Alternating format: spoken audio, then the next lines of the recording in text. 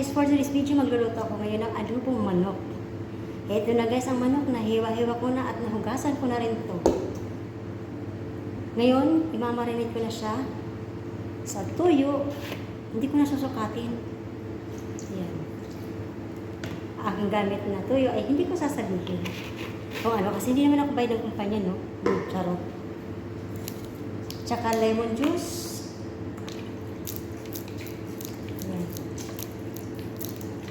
Wala na itong sukat-sukat guys. Yung naaayon na sa panlasa nyo o naaayon sa panlasa ko. Tapos ito naman ay garlic powder. Yan. Onion powder to. Gusto ko kasi malasa. Black pepper powder.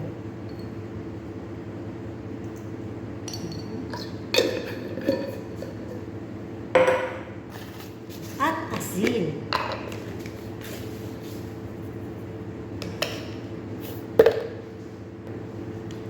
So ngayon, haluin ko na siya guys. Yan, kikita nyo ba?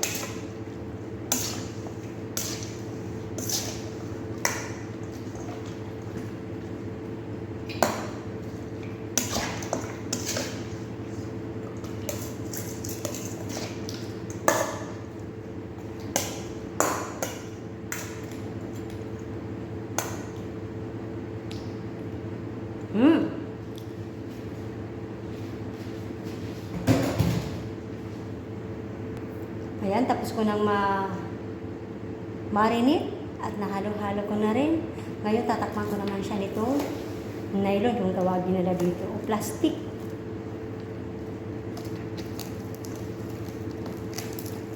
Up.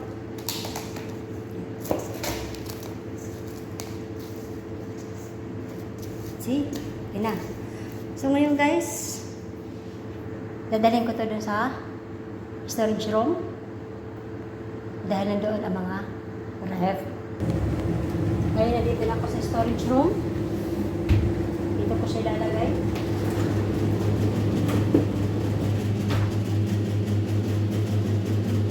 Light ka muna ng mga ilang oras. Balikan natin siya mamaya. Ito na guys, kinuha ko na sa loob ng ref itong minarinate kong manok. Lulutuin ko na siyang diyon. At naghiwa-hiwa na rin ako ng isang buong bawang, sibuyas, 4 na perasong siling haba at saka green bell pepper. Ready na ako para sa pagluluto. Samahan niyo ako dito guys. So, ito na nga guys, magigisa na ako. Mainit na ang kawali ko. Ilagyan ko ito ng mantika. Unahin ko muna igisa itong bawang.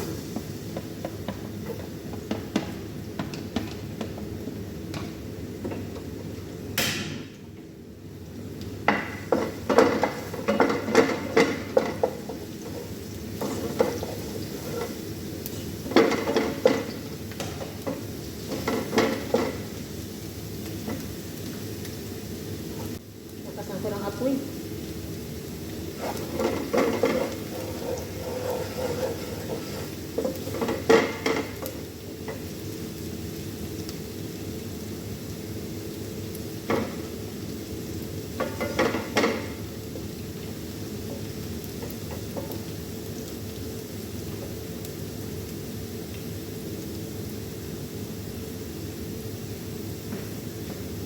Habang hinihintay ko ito maging light brown, tapos ilalagay naman ang sibuyas.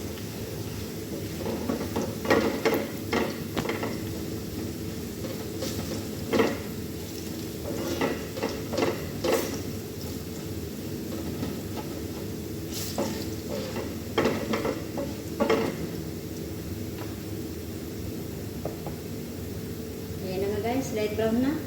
Ilagay ko na itong sibuyas ngayon.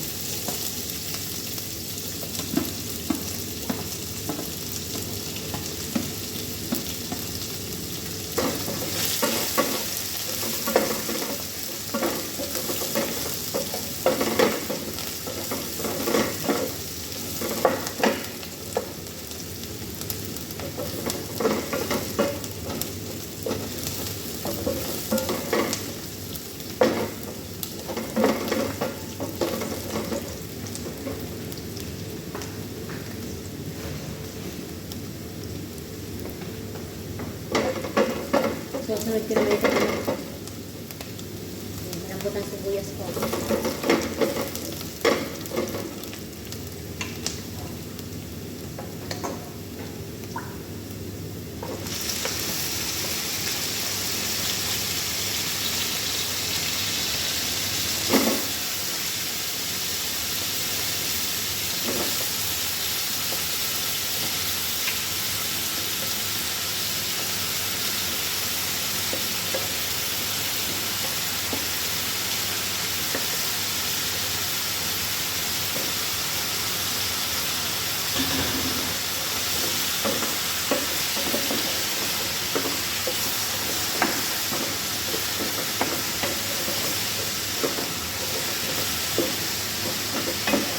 Gagawin ko muna ito hanggang sa lumabas ang kanyang katas. Mag-black. Light brown.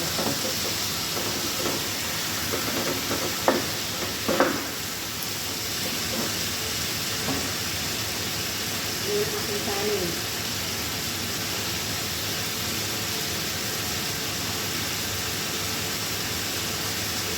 Tignan ko lang kung sinain ko kung bilis ang aking kanin. Bilis pa.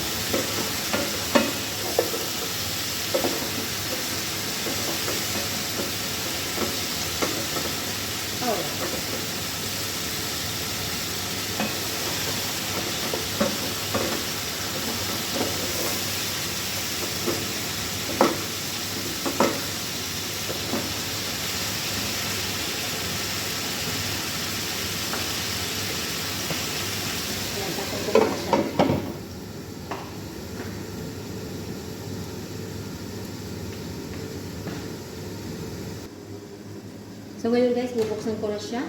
Itahaluin.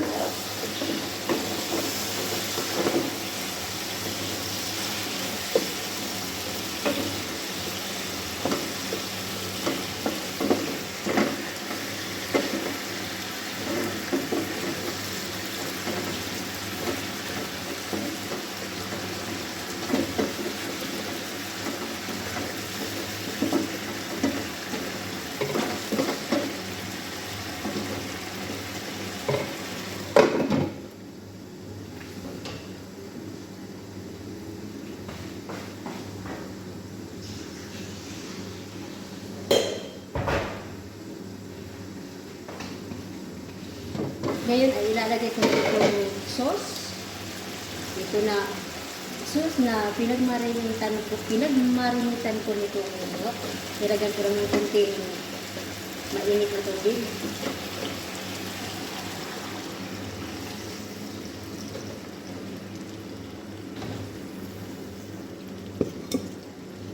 Natatakpan ko siya. Check ko naman kung malambot na. Medyo marami-rami pang tubig. Lagyan ko lang siya. Hayaan ko lang siya para mag-absorb.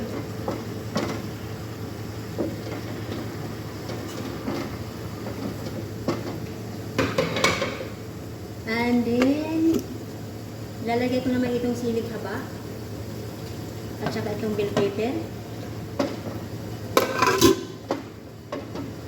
Tapos maglalagay ako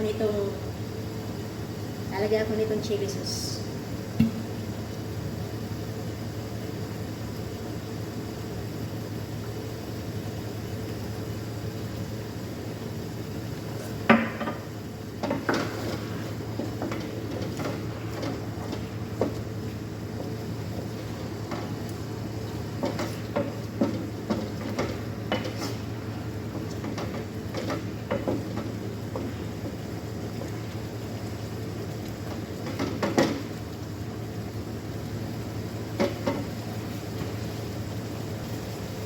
Maglalagay naman ako ngayon ng buong paminta at saka olives. Saka maglalagay na rin ako ng pagtimpla. Ito ay para siyang magic sarap, magic powder.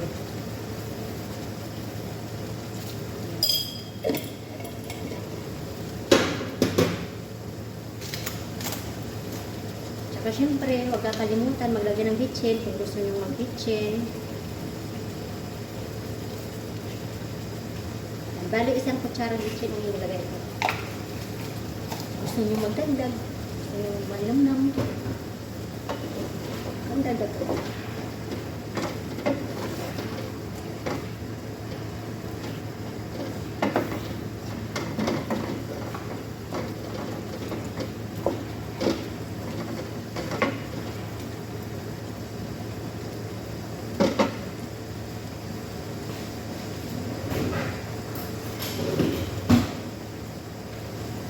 Titikman ko muna siya bago ako magdagdag ng asin.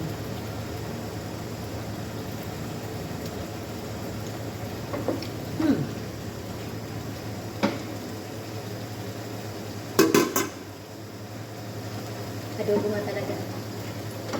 Maasim-asim.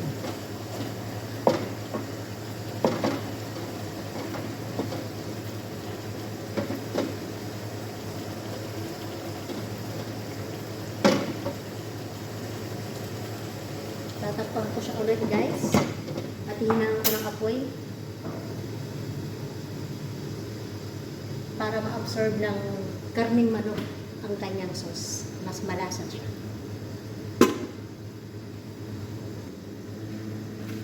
I-check ko naman itong kanin ito. Luto na. Ayan. Luto na siya, guys. Kunti na lang, makakakain na ito. Patayin ko natin ang apoy.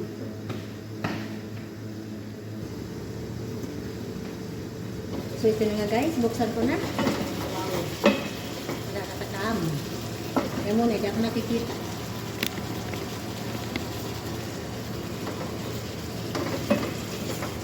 Hello.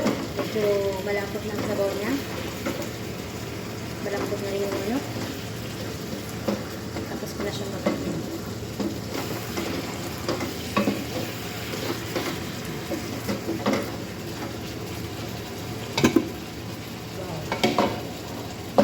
Para lang ako nasa Pinas. Tapos na akong magluto. Kami pa lang. Nakakagutom na talaga.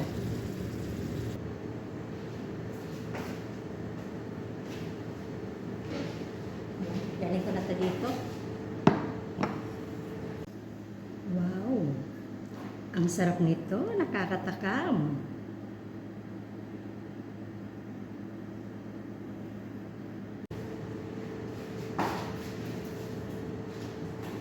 Ito naman yung kanin ko.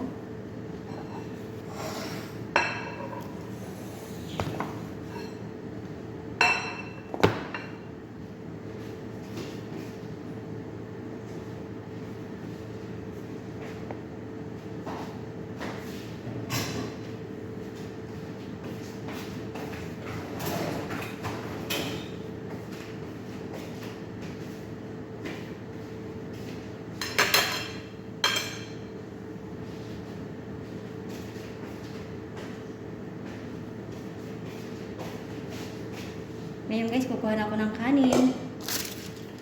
Walang oras na, mag-aalas 3 na dito ng hapon. Ngayon lang ako makakapananghalian. Ito lang.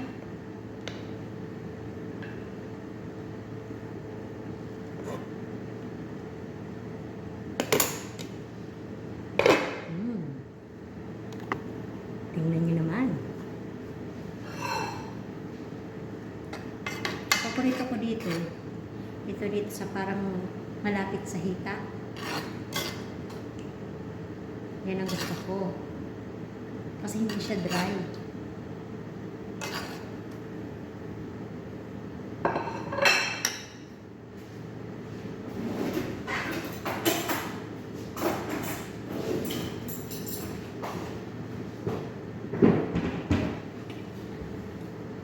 Gusto ko sanang magkamay, kaya lang sobrang mainit na itong pagkain ko, kaya magkukutsara na lang ako. Kutsara tinidor.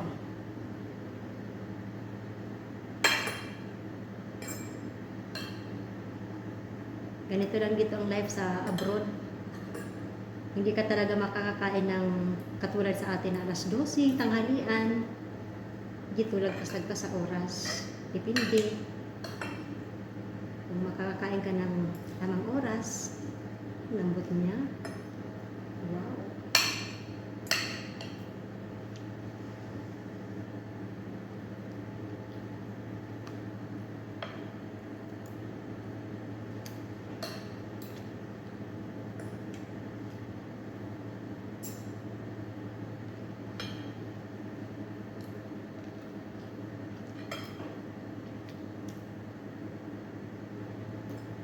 Feeling ko nasa Pinas lang talaga ako.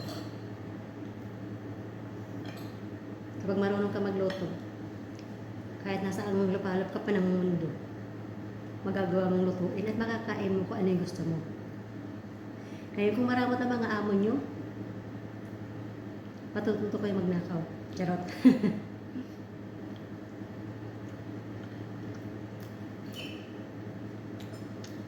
Depende yan sa mga amo. Kasi mayroong mga amo mababait, katulad dito sa amo ko ngayon. Dito sa UAA. Mababait naman sila. Nakakapagluto ako dito ng malaya. Tulad nito, wala sila. Walang pagkain. So magluluto ako na para sa sarili ko. Depende na yun ko ng gusto ko.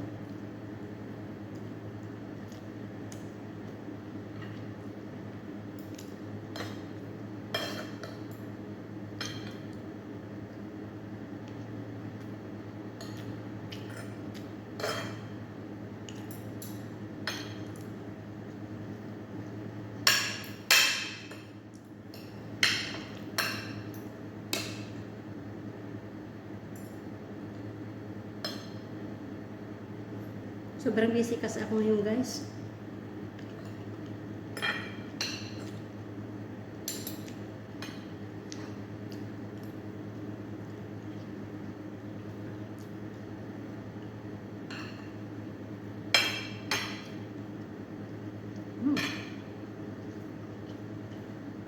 Kain tayo. Hindi kayo. Samahan niyo ako dito sa pagkain ko.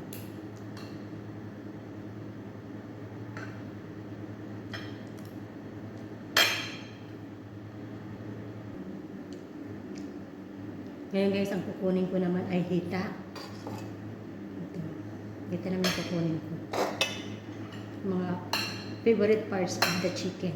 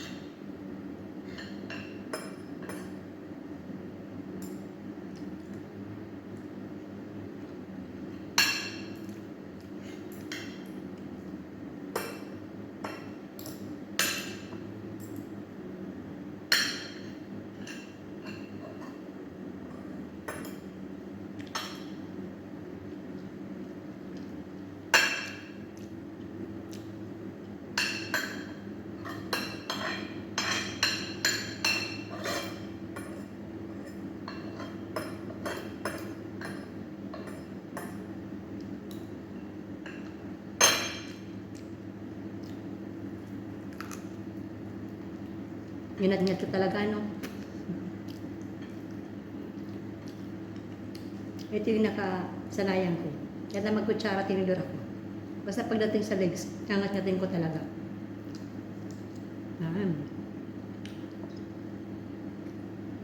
Ayan guys, busog na ako.